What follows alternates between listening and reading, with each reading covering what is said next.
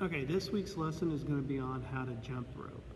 So the basis of jump roping is first you have to have a solid base. So we're going to start with our feet shoulder width apart.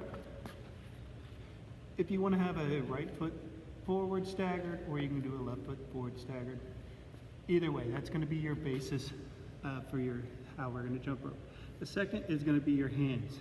You're going to have your hands at your side. You want them to be out a little bit. You don't want them like right here trying to jump. To start off with, we're going to do big circles over our head. So you're going to bring both hands together, big circle over your head, and then we're just going to start off with a step over. So you're going to start with the rope behind you, big circle, step over. Now, if you have a jump rope, you want your jump rope, ideally your jump rope is going to go almost, or go to your armpits. So you want your jump rope to come all the way up. This one's a little short for me, but it's what I got. If you don't have a jump rope, or you have a really short jump rope, you can use any kind of rope. This is just some camping rope.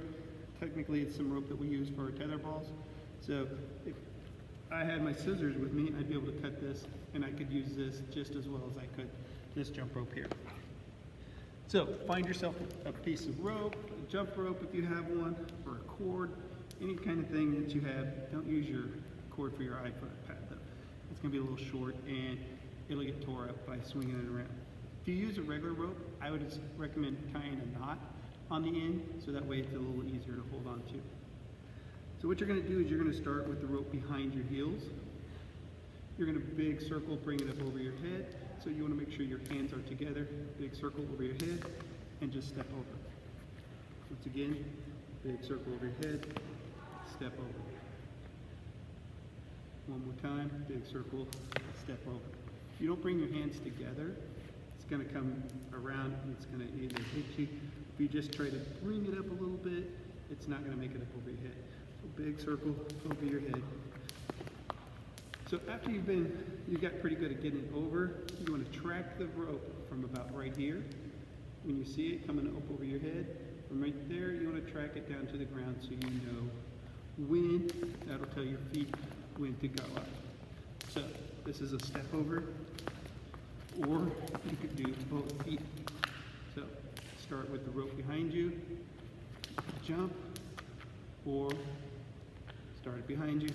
As soon as you hear it there, you want to, I kind of like to step when my hands are about right here, a little bit above my waist, got that foot up in the air, and all I got to do is get that other one back up. 4.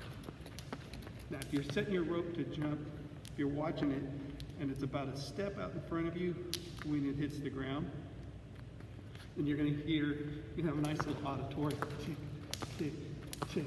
That's going to be, you're going to be jumping. So you literally want to be up in the ground before you hear that tick. Oh, don't let the rope get caught on your heels. Because if I wait for the kick and then jump, I may not make it. So, tick, see, may not make it.